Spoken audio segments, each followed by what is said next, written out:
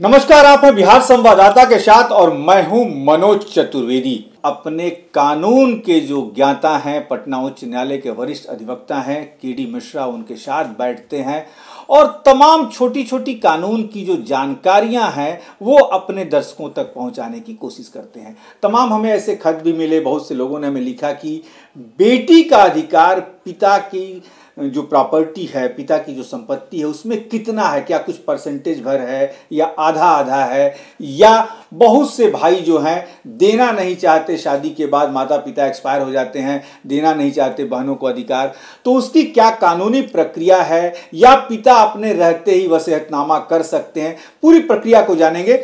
Sir, पहले तो आपका स्वागत है। नमस्कार। माता पिता की संपत्ति में बेटी का कितना अधिकार और सरल प्रक्रिया क्या है, एकदम बताइए दर्शकों को। देखिए, जो भी संतान है, मैं संतान शब्द इसलिए कह रहा हूँ, बेटी हो या बेटा, बेटी हो या बेटा, संतान संतान है। जो कोई दंपत्ति के कॉन्जुगल लाइफ, दाम्पत्य जीवन से उत्पन्न संतान है, उसका सबका बराबर है।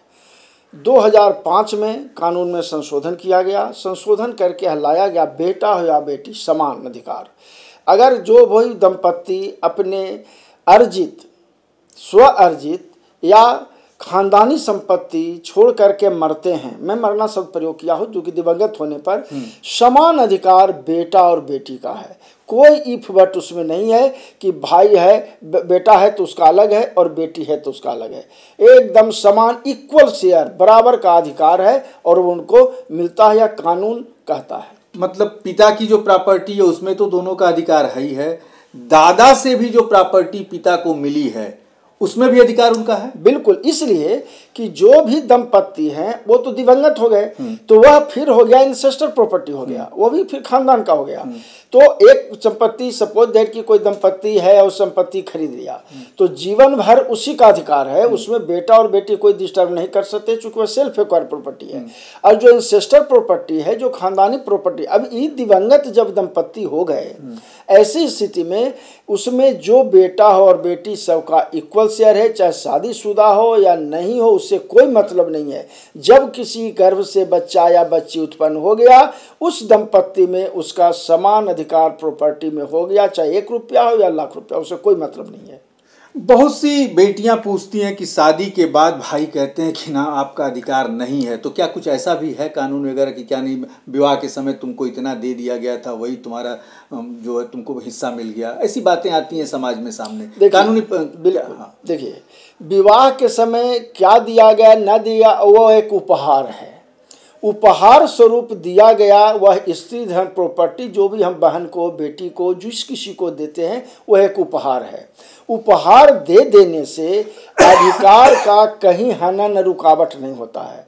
उपहार देना और प्रॉपर्टी में हिस्सा होना, दोनों दो चीज़ें हैं।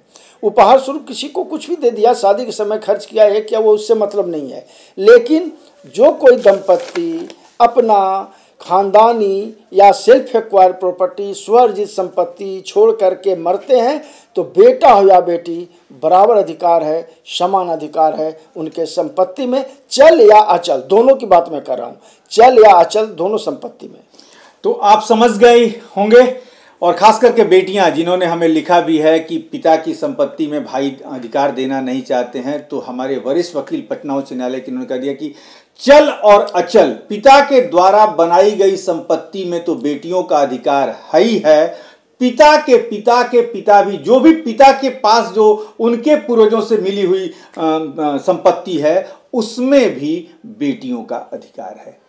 ऐसी तमाम खबरों के लिए आप हमारे साथ बने रहिए, लेकिन आपको भी इस तरीके के सवाल यदि आपके जेहन में है तो केडी मिश्रा जो हमारे वरिष्ठतम वकील पटना उच्च न्यायालय के हैं, उनका नंबर स्क्रीन पर चल रहा है, और आप हमारे नंबर पे भी, चैनल के भी नंबर पे 8116966929 पर अपने सवाल व्हाट्सएप करके भेज सकते हैं। हम आपके सवालों को रविवार के दिन अपने वरिष्ठ अधिवक्ता केडी मिश्रा के सामने रखेंगे और उसका हल निकालने की निश्चित तौर पर कोशिश करेंगे। आज के लिए बस इतना ही, हमें दीजिए इजाजत। नमस्कार।